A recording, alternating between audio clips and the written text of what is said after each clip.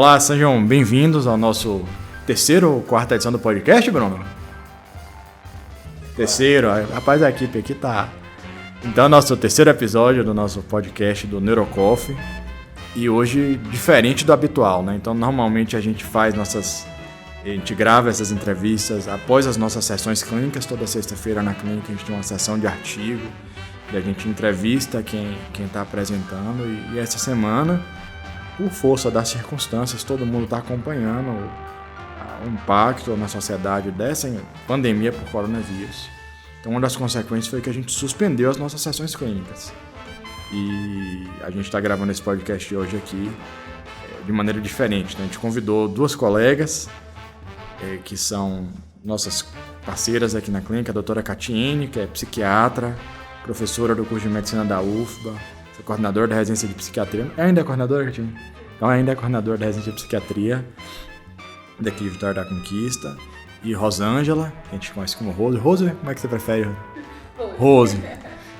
Rose é psicóloga, faz psicoterapia cognitivo-comportamental, agora está fazendo terapia do esquema, também uma pessoa.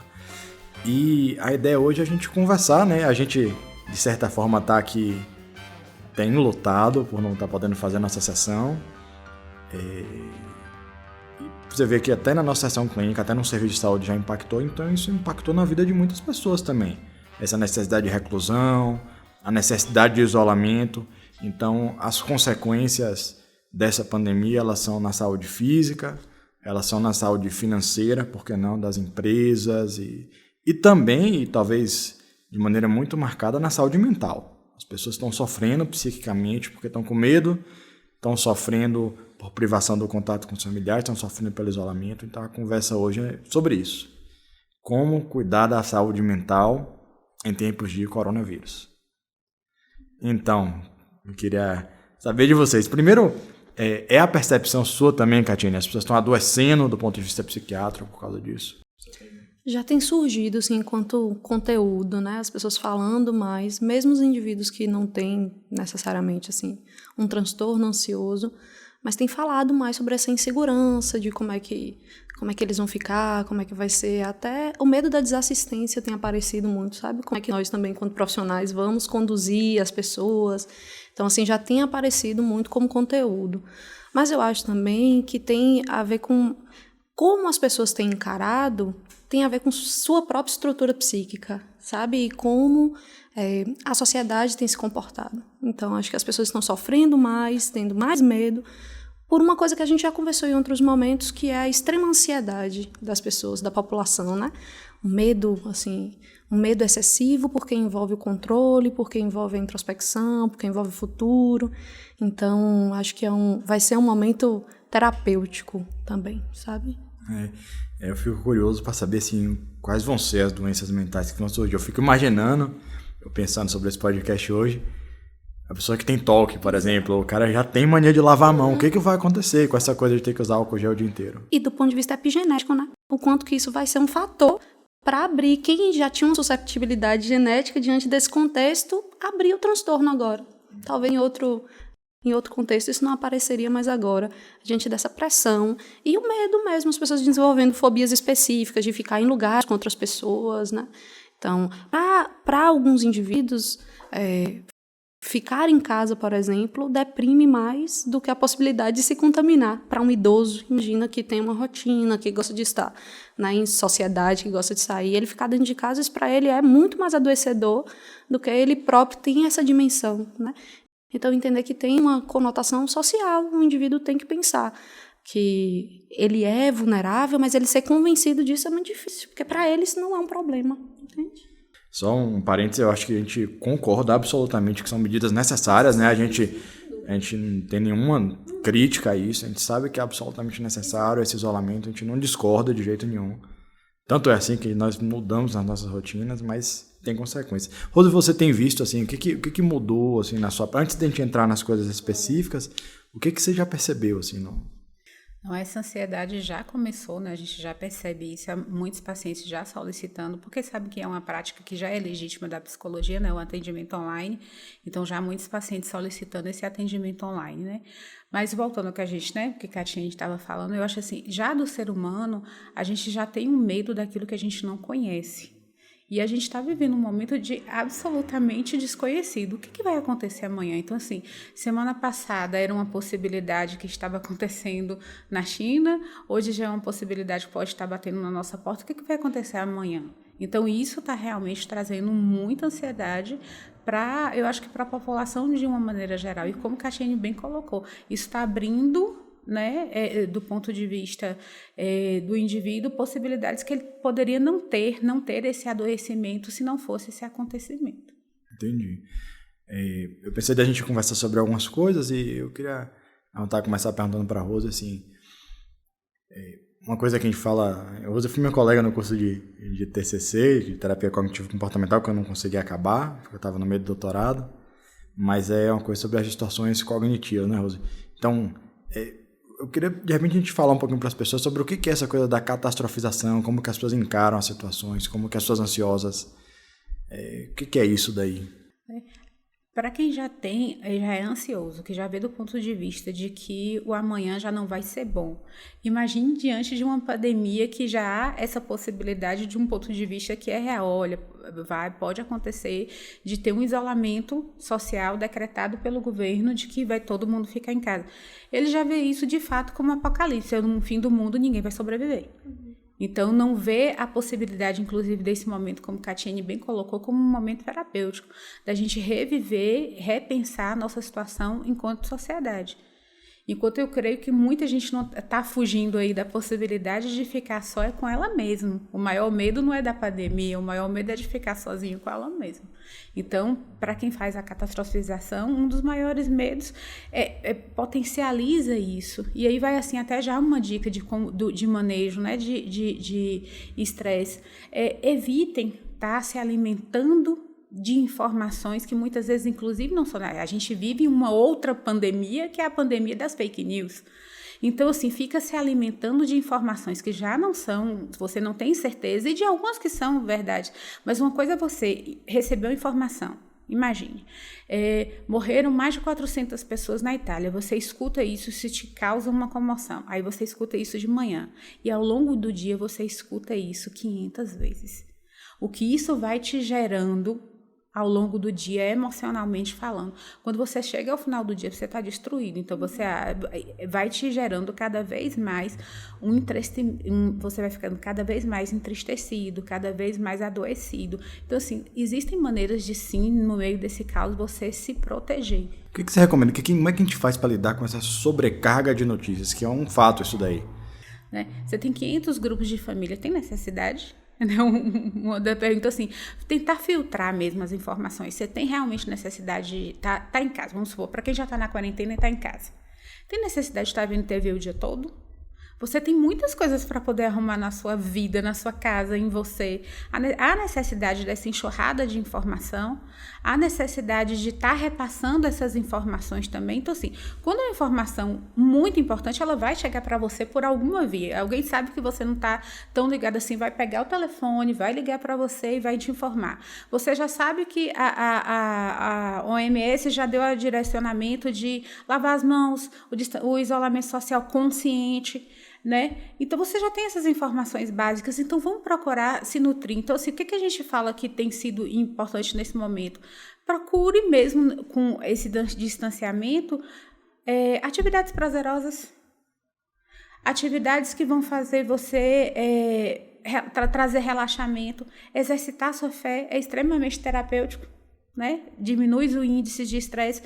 E aí vai a dica: se diminui o nível de estresse, não deixa abaixar a sua imunidade, que é um fator de proteção. Então, tem muita coisa. Quando a gente... a gente tem brincado um pouco com isso com os pacientes, mas quando a gente fala, parece que você falou, né, descobriu a roda. Mas tem muita gente que está lá com guarda-roupa que não arruma há 500 mil anos porque não tem tempo. Você deixa de estar com sua família, de brincar com seus filhos. Vai para a cozinha, vai ensinar uma receita nova, vai fazer uma receita nova, vai fazer uma pizza. né? Tem tanta coisa para se fazer nesse momento que pode ser prazeroso. E a gente ouviu, acho que isso foi extremamente disseminado agora, mas eu acho que é realmente uma reflexão que a gente tem que fazer.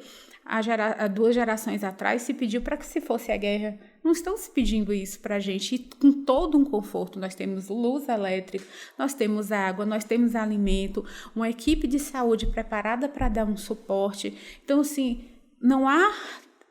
não precisa do pânico, precisa de você ser protagonista dessa história e ter responsabilidade para com você e para com o outro. E aí, Catine, o que você sugere de estratégias de enfrentamento? A gente falou de, talvez, tentar evitar a enxurrada de informações, só para a gente tentar fazer um resumo, tentar evitar informações em demasia, tentar filtrar essa coisa de fake news. Existe até um termo, né? Me fugiu o nome na memória, que é o medo de ficar sem saber o que está acontecendo, né? Como é que... Alguém lembra, não? A gente vai pesquisar, vocês vão pesquisar ali no computador e vão trazer para a gente. Medo de ficar por fora, medo de não saber, de perder a notícia. Então, esse medo. Então, estratégia de enfrentamento, ocupar com atividades prazerosas, aproveitar o tempo com os filhos, fazer os afazeres de casa que estão pendentes, e isso é uma maneira de ocupar a cabeça aí. O que é mais que a Tine você acha de... Eu acho que uma bem importante, Felipe, é a gente entender, assim, confiar que o melhor, você está fazendo o melhor que pode ser feito. Então, como você falou antes, né, a gente defende que as pessoas estejam em casa, que se protejam, que tenham que sejam de fato assim rigorosos com as medidas que têm sido orientadas e confiem nessas medidas. Confie que você está fazendo a higienização da sua mão de forma adequada. Confie que você fazendo o isolamento é uma medida importante, solidária. Então, assim, a confiança traz uma tranquilidade, porque senão as pessoas estão sentindo como se elas estivessem fazendo alguma coisa errada o tempo todo, o que é... Entende? Então, assim, confiar, ficar tranquilo, olha, eu estou fazendo, né, eu estou seguindo os protocolos e entender que essa necessidade do controle, ela é muito adoecedora, sabe? Você está o tempo todo achando que eu vou poder evitar essa situação, ou será que eu vou evitar essa situação? Se acalme, sabe? Deixe de dar ibope mental para esse assunto, se ocupe de outros assuntos, né? Pense sobre os outros assuntos.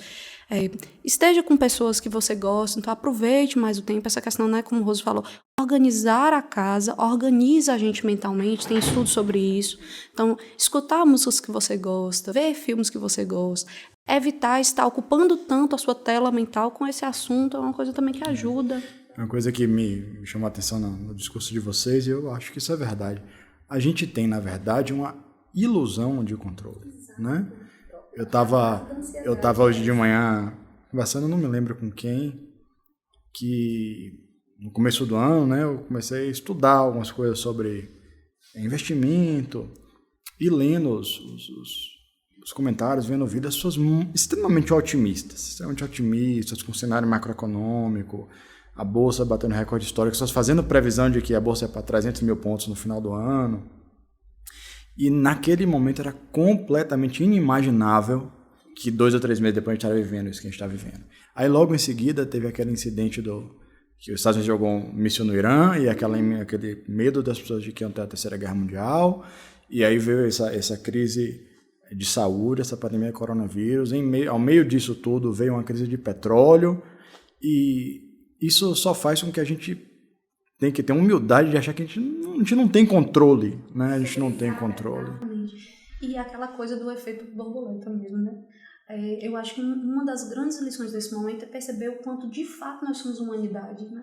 O quanto uma coisa que aconteceu lá na China chegou até a gente e o quanto que o que nos une são as mesmas coisas. É o medo, é a família, é a necessidade de conviver. Então a gente estava discutindo muito recentemente sobre será que o virtual vai superar o social? Será que as pessoas vão parar de se comunicar do ponto de vista presencial? E a gente viu que não, que a gente precisa disso, que faz muita falta. Então acho que quando tudo isso passar, um abraço vai ser muito mais valorizado, como ele nunca foi. Então assim, hoje a gente percebe assim, não poder abraçar uma pessoa que você ama, não poder pegar na mão.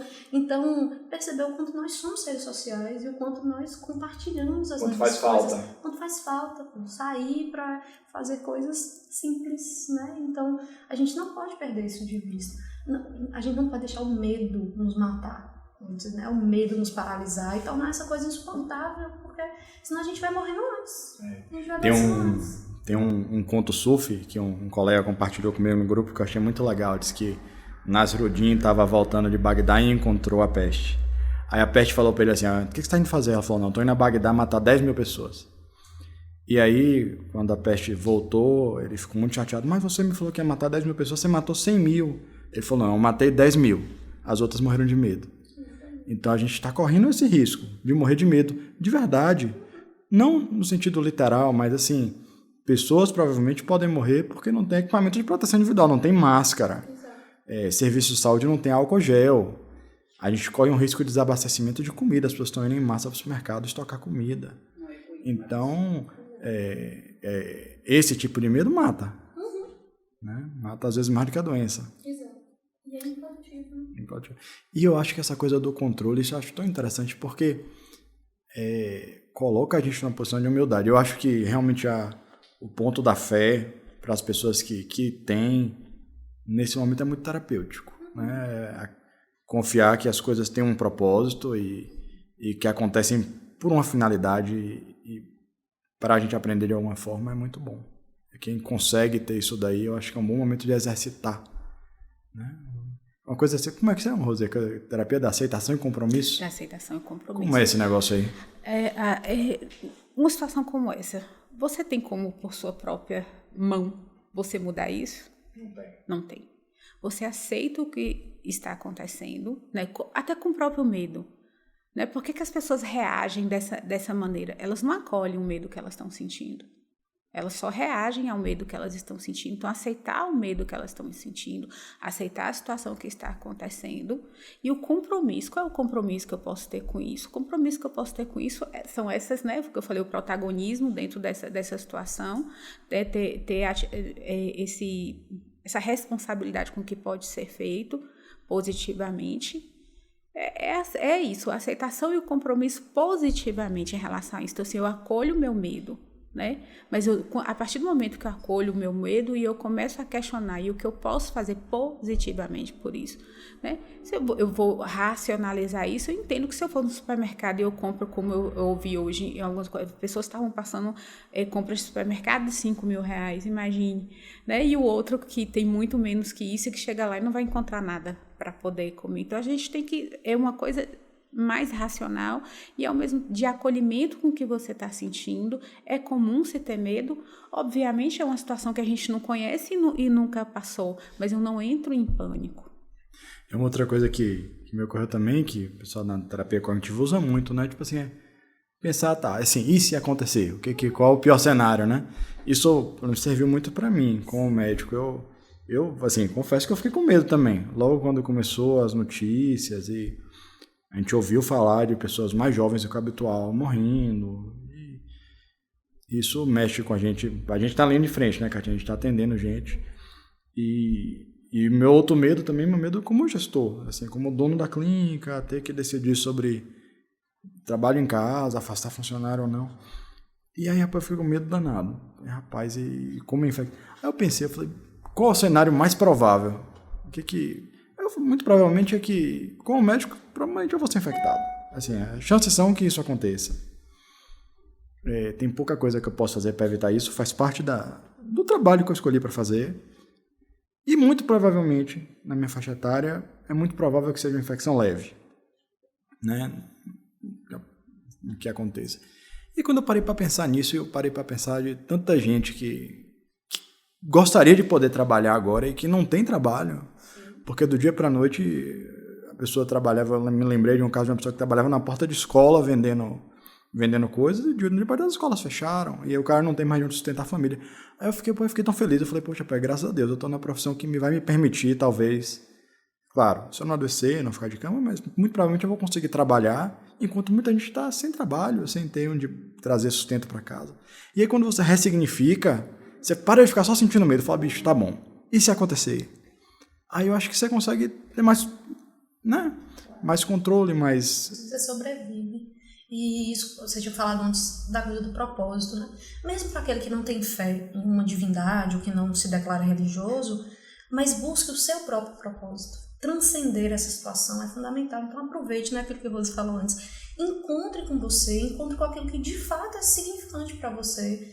olhar o copo meio cheio. Então, assim, qual é o grande medo da gente morrer? É de perder alguém querido? Isso vai acontecer, fatalmente.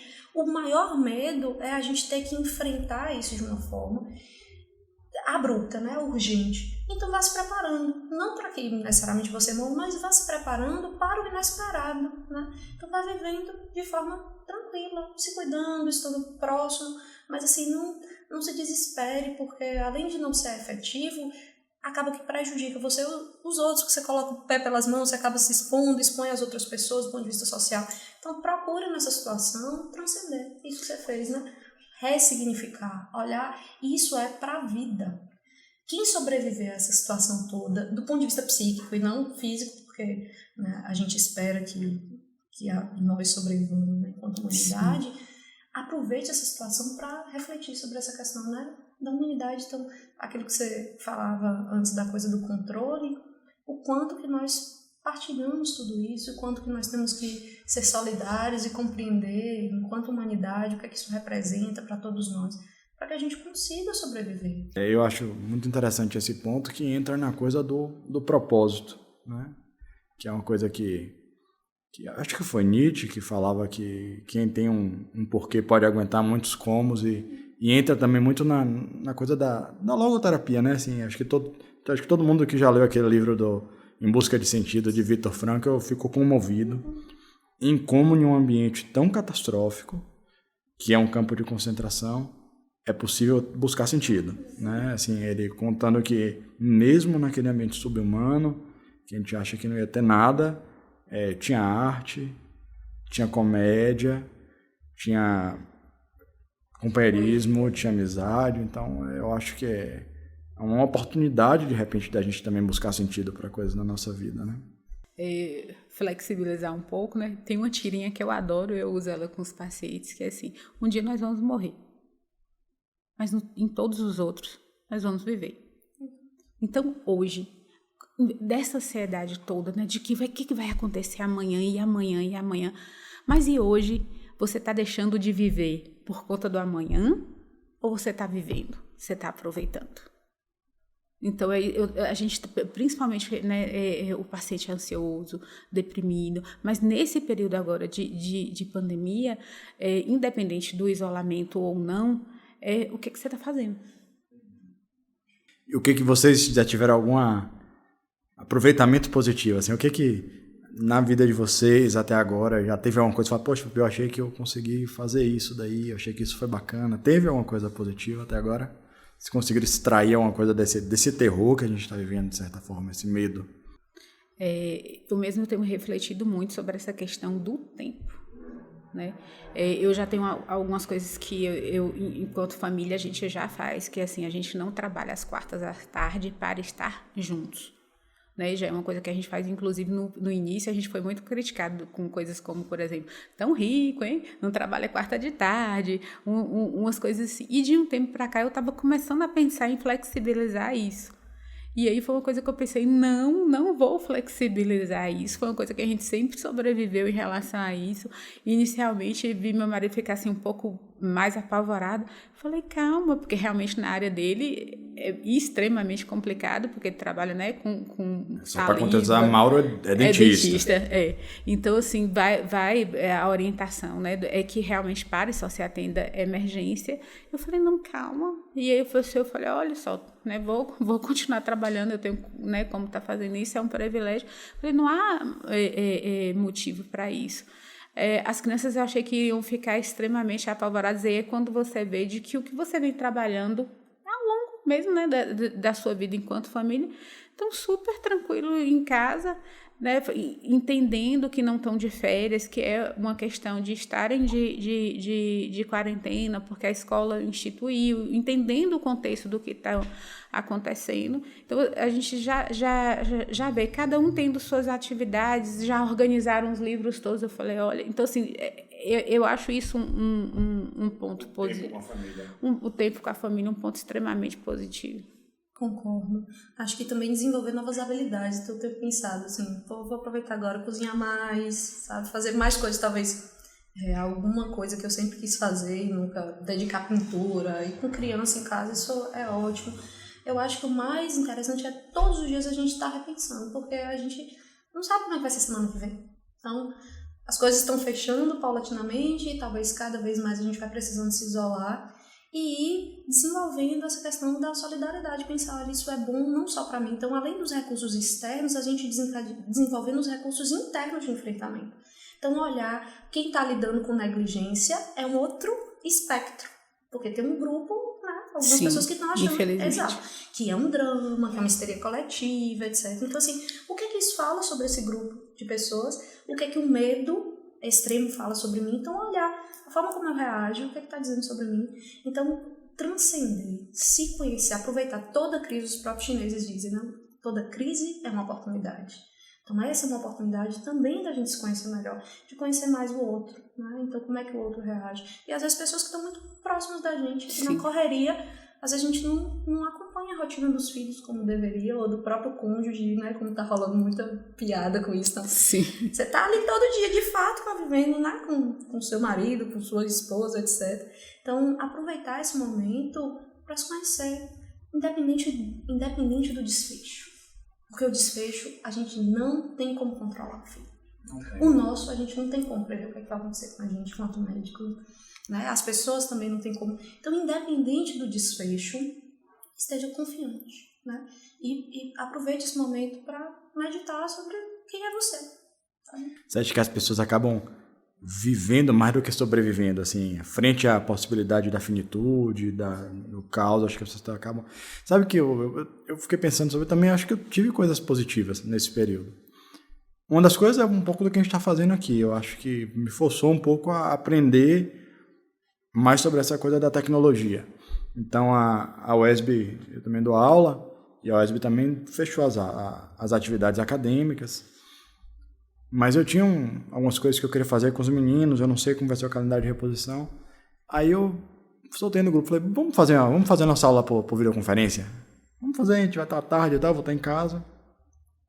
E aí fizemos uma tarde de discussão sobre AVC. Cada um preparou uma coisa, fizemos por videoconferência. Foi excelente, foi excepcional. E uma coisa nova que a gente aprendeu e de repente eu posso usar isso no futuro. Quem sabe eu estou num congresso e posso fazer isso com os meninos. Eu também tenho essa sensação do tempo em casa com as crianças. A Rose fez a brincadeira de fazer pizza. Ontem eu falei, o que eu vou fazer com essas meninas em casa? Eu tenho uma filha de 6 e uma de 4, então é muita energia que elas têm para gastar. Aí eu fiquei, o que eu vou fazer para entretê-las? Aí eu tenho algumas coisas já na cabeça, a gente vai até conversar sobre isso, o que a gente pode fazer com as crianças. Aí eu falei, vou olhar no YouTube como é que faz uma receita de pizza.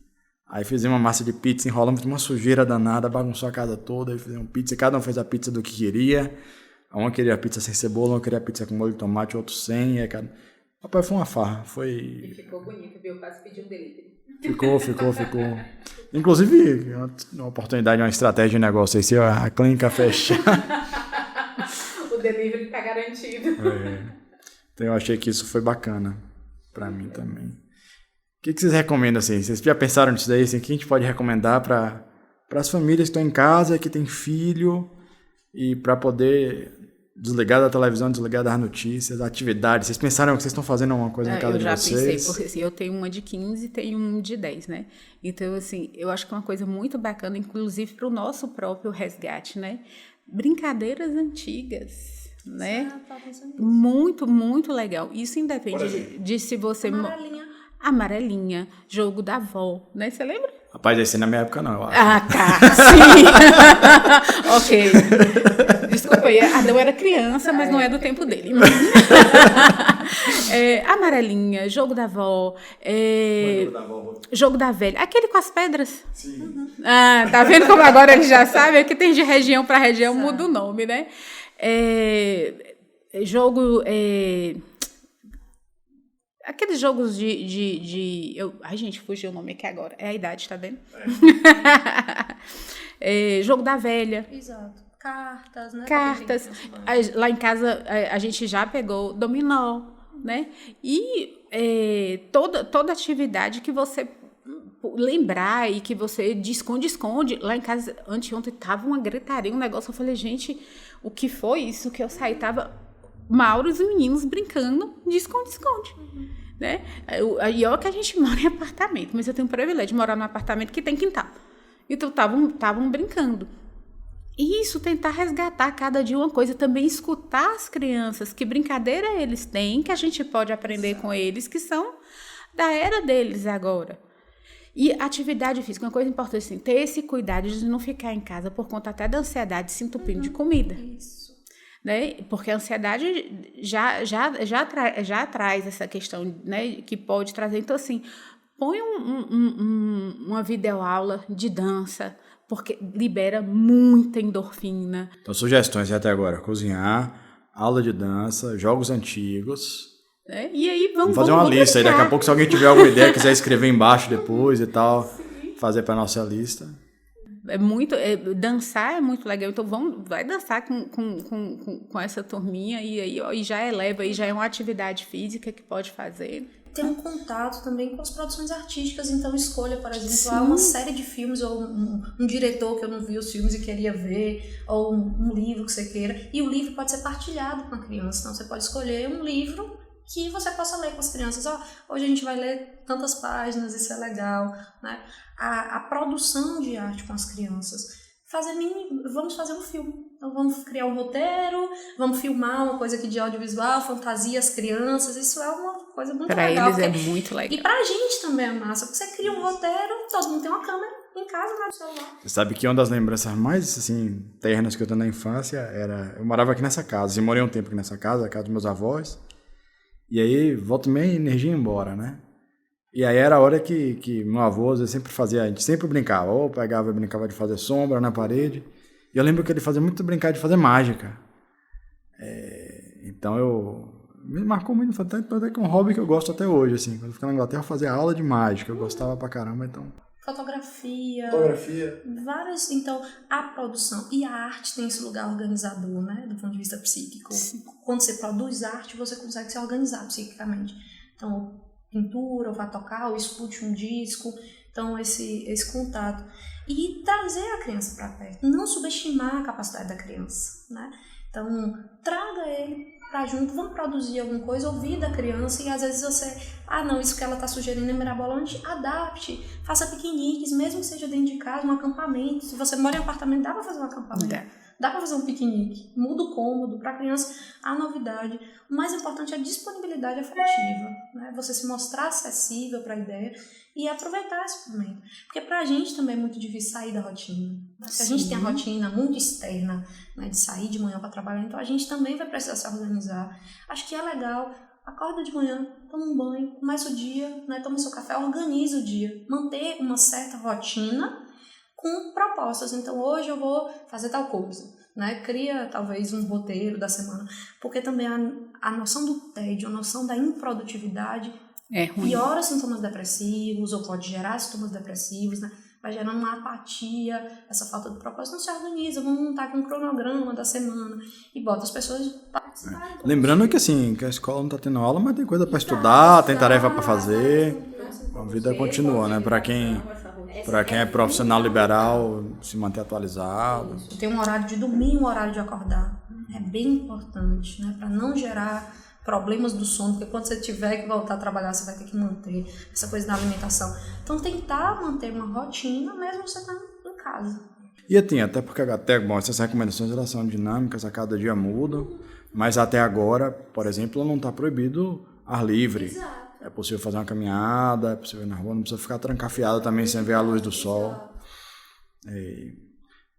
Outra coisa que eu queria perguntar para vocês acho que talvez mudando um pouco o tema, é essa necessidade do contato, do atendimento em si, da assistência por esses meios digitais. Como vocês veem, assim, a consulta à distância, a sessão por aplicativo? Qual a opinião de vocês? Assim, quanto que a gente perde com isso? É legal? Vocês têm experiência? Eu já atendo já tem um tempo, porque assim, eu tenho pacientes que moram realmente em outras cidades. Então, para mim, já não é uma novidade, já é algo que já é do fazer da gente da área de psicologia.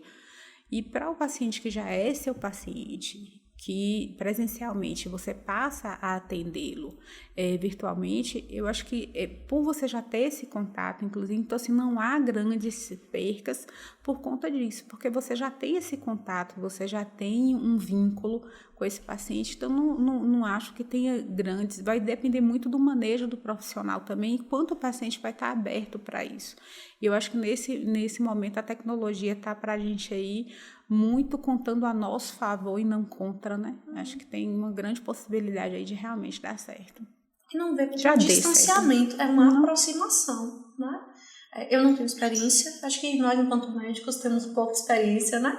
Acho que para a psiquiatria não vai ser uma dificuldade, porque assim, nosso procedimento, a nossa intervenção é pela fala, então a gente vai conseguir, né, pela fala, pela escuta.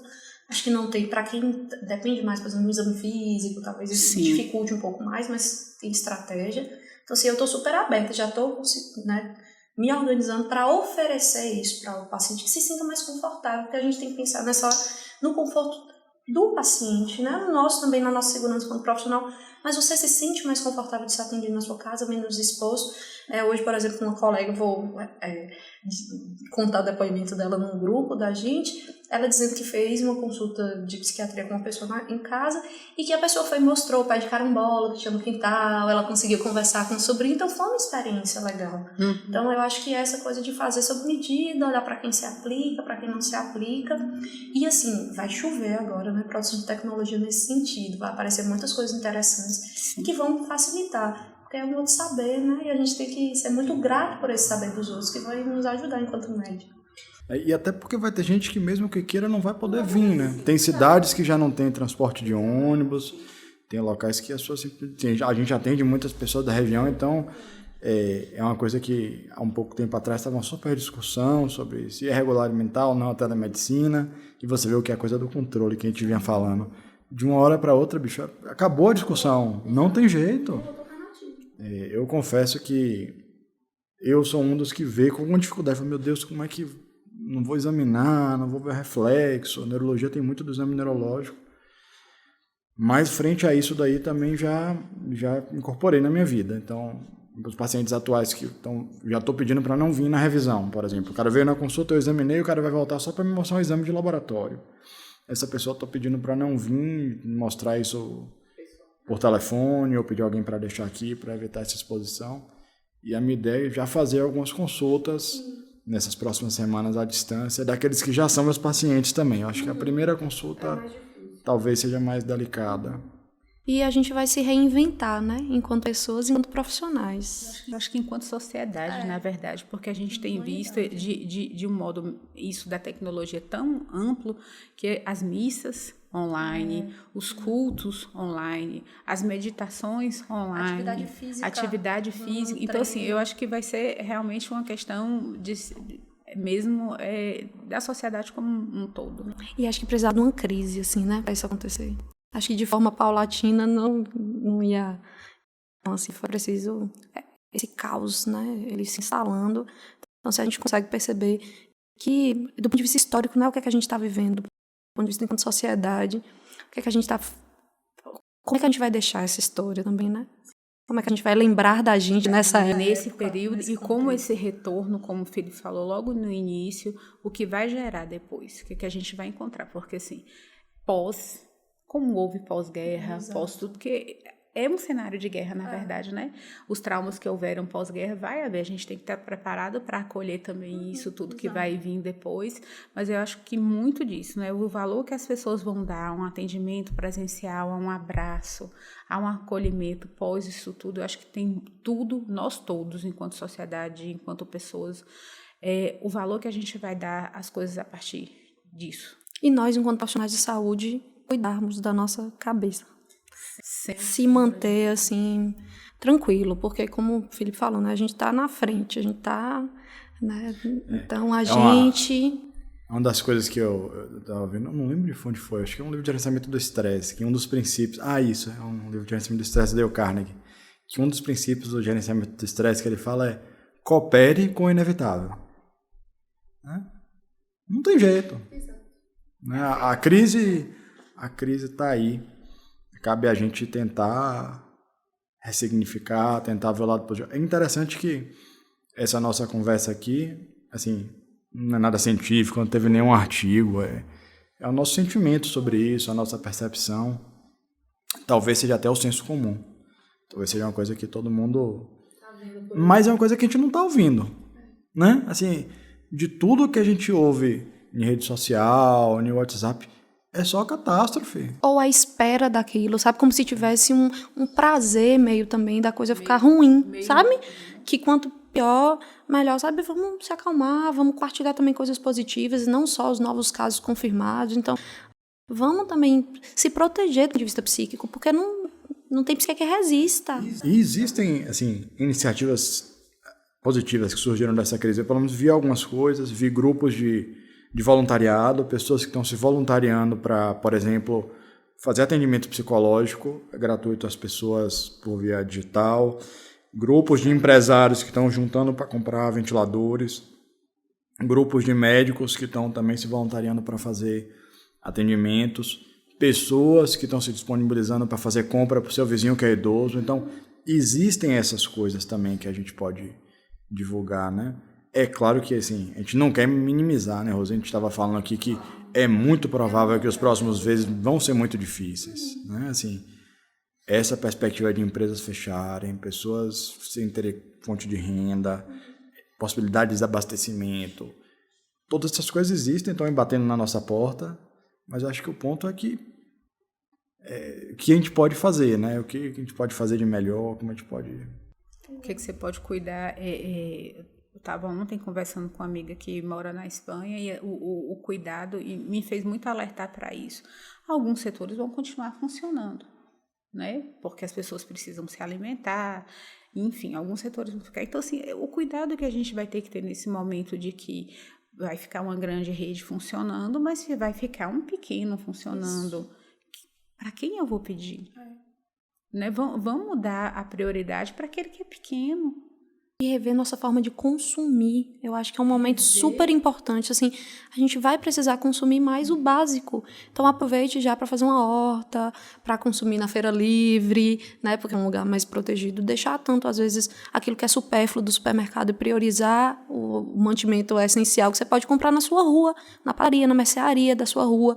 Então, assim, rever também a nossa forma de consumo, inclusive de lazer, né? De diversão. Sair tanto de que a única forma de se divertir é no shopping, por exemplo, que o prazer é no shopping. Crie outras estratégias, né, de criar mais lazer doméstico, que a gente vai precisar fazer. Então, reestabelecer nossa relação com o consumo é super importante e vai ser necessário. E eu acho que é bom a gente já começar. Então, ao invés de ter esse medo, né, de fazer a feira do ano inteiro, rever o que é que você comprou lá, que é de fato necessário, dá para... E aí vai comprar, sei lá, um monte de coisa que é perecível. Exato. E assim, e vai fazer falta para alguém. Para alguém, claro. Porque quem não entrar no desespero vai ser soterrado. Essa questão da falta do álcool gel. Se está faltando é porque teve gente que comprou e estocou. Claro. Tá faltando para a clínica. A gente estava aqui comentando aquele dia de que já... Não foi fácil de comprar. Não foi fácil de comprar. A gente, assim, graças a Deus conseguimos comprar. A gente tem uma quantidade que provavelmente vai conseguir manter a gente trabalhando um período. A gente conseguiu comprar máscara muito mais caro. Muito mais caro. Isso das pessoas estarem tirando vantagem num momento como esse. É absurdo. Agora, assim, quem tira vantagem... E quem está estocando, eventualmente vai precisar do serviço de saúde. E pode ser que encontre fechado porque não tem material. Então, essa coisa do consumo consciente. Não dá mais para achar que o recurso é infinito, que o planeta está inesgotável, que a gente pode fazer o que quiser, que o dinheiro vai comprar. Parece que a gente tem que mudar esse jeito de pensar, né? É rever mesmo. E a gente vai voltar para uma coisa mais minimalista mesmo, né? De repensar os princípios, repensar a relação com o consumo, repensar a relação com a saúde, né? Então, acho que vai ser importante. Vamos se organizar mentalmente. A expectativa é que, é provável que daqui uns 3 meses a vida comece a voltar para os trilhos, é claro, como a gente falou, a gente não tem controle, mas é provável que isso vai passar. A gente não sabe exatamente quando nem como, mas a gente podia de repente voltar e bater um papo depois sobre como foi o pós, né? O que quanto da nossa expectativa se cumpriu e o que mudou na vida. Mas eu penso como você, eu acho que foi um xarope amargo para essa doença do egoísmo. Eu acho que a gente tá... E da ansiedade. Eu acho que esse controle, ele adoece muita gente. Então, assim, aceitar, o budismo fala sobre isso, né? Aceitar é o primeiro passo para não sofrer. Então, não é ser negligente, irresponsável, mas olhar a situação sobre uma perspectiva realista e não se ocupar tanto de uma história fantasiosa na própria cabeça, né? Então, calma, olha as coisas com serenidade, né, cada informação, só que for relevante, gente. Então, assim, faça uma proteção, sabe? Como as pessoas gostam de falar, um detox digital. Esse momento é super importante. Lembrem, informação é alimento. Você está alimentando, naturalmente, com isso. Escolha o que você quer comer. Não, né? Exato. Não se alimente disso. Isso é improdutivo. Mesmo informações verídicas e importantes, sabe, não vai gerar um progresso. Então, não é uma forma de ignorância, mas é uma forma de proteção. Então, se ocupe de outras literaturas e não só dessa, né, do que está acontecendo no momento. Acho que Tem tanta coisa boa, né? Tem tantas plataformas digitais oferecendo, por exemplo, na área de meditação, já tudo liberado que você pode fazer. Virtual por museus. Sim, né? tem tanta coisa. Você fazer um passeio. Então, assim... Esse exercício a priori que nós falamos, né, de exercer sua fé, vai fazer isso. Né, tá as plataformas aí, os atendimentos de vários profissionais online, vai se cuidar, vai cuidar da sua saúde mental. Bom, assim, acho que a gente podia ficar aqui conversando a noite toda, mas infelizmente a gente tem que mais ou menos que concluir. Aí eu queria assim que vocês, pra gente encerrar, se tivesse uma coisa assim que você queria falar para as pessoas, uma mensagem final, o que você gostaria que as pessoas saíssem daqui hoje lembrando, ou fazendo, ou que atitudes vocês gostariam que elas tomassem para poder passar por essa turbulência com a maior serenidade que a situação permite? Que elas sejam protagonistas desse período da história da própria vida delas, né? Então, assim, responsabilidade sobre esse período que está acontecendo agora, com muita fé, né? Não é aquela questão, vamos colocar um óculos rosa sobre o que está acontecendo agora, não é isso. Mas realmente de que tenham fé, porque vai passar. E elas podem escolher como é que elas vão passar por isso, se com pânico, se com desespero, ou se com aceitação e com compromisso sobre o que está acontecendo agora, fazendo a parte delas, mas tentando manter o equilíbrio e sendo um agente para a própria família delas, né? Falando que a gente está aqui para poder ajudar cada uma delas nesse processo, mas que elas são autoras da própria história, né? E se alimentem, como Catiane bem colocou, se alimentem daquilo que traz esperança. E lembrem que, assim, a forma como você encara o problema do coronavírus, da pandemia, fala muito sobre a forma como você encara os problemas da sua vida. Então, aproveite esse momento para rever a sua vida, porque o coronavírus vai passar, mas outras coisas virão. A morte, a doença, o medo, né? A possibilidade de quebrar financeiramente, isso é real para qualquer pessoa. Então, assim, aproveite isso para refletir sobre como você tem lidado com sua vida e o quanto estocar sua comida em casa, o quanto se desesperar para comprar álcool gel, o quanto, né, se alimentar de coisas negativas ou adoecedoras, está falando sobre como você tem conduzido a sua vida até aqui. E que esse momento é só olhar no espelho, talvez de uma forma assim, mais intensa, né, mais de perto, mas olhe como você tem lidado com essa pandemia, como você está lidando, o quanto que ela fala sobre quem é você, né? Quanto que ela lhe mostra, assim, ó, sabe? Olhe, e eu acho que isso não é só para nós enquanto indivíduos, mas enquanto humanidade, né? Vamos repensar como nós temos nos comportado enquanto humanidade, o que é de fato prioridade, qual é o nosso conceito de saúde, qual é o nosso conceito de doença, sabe, de assistência. Então, acho que a gente precisa aproveitar para que esse momento catastrófico, caótico, seja terapêutico no fim das contas. Eu queria agradecer vocês. Eu quero dizer que talvez esta tenha sido a conversa mais legal que eu já tive sobre o coronavírus ao longo desses últimos 15 dias, né? Acho que pela primeira vez a gente está conversando aqui tentando enxergar o lado positivo das coisas, sem minimizar. De novo, a gente não está minimizando, a gente concorda que são medidas duras, necessárias. Não é que a gente está dizendo que vai ser fácil, né? Ninguém está dizendo isso. A gente não está minimizando o sofrimento das pessoas, mas a gente está dizendo que é possível enxergar um propósito, né? Essa eu acho que é a mensagem, né? De parar de se perguntar por quê, e começar a pensar, poxa, para quê? Né? O que diante do imponderável, que é o imponderável, como a gente falou, há poucos meses atrás, ninguém imaginava que isso ia acontecer. O que diante do imponderável a gente pode aprender e melhorar como médico, como ser humano, como pai, como esposa, como filho, e enquanto coletividade, né? Enquanto humanidade. Eu acho que a gente tem muito que aprender e muitos desafios aí para lidar ao longo das próximas semanas. E com isso eu encerro e obrigado demais pela conversa. Obrigada mesmo. E quem tiver um comentário, sei lá, você está ouvindo aí, e aí você lembrou, poxa, eu acho que tem uma brincadeira legal, tem uma coisa que eu quero fazer, comenta embaixo, talvez outras pessoas podem aproveitar essa ideia. A pizza foi massa, se alguém quiser fazer, eu recomendo.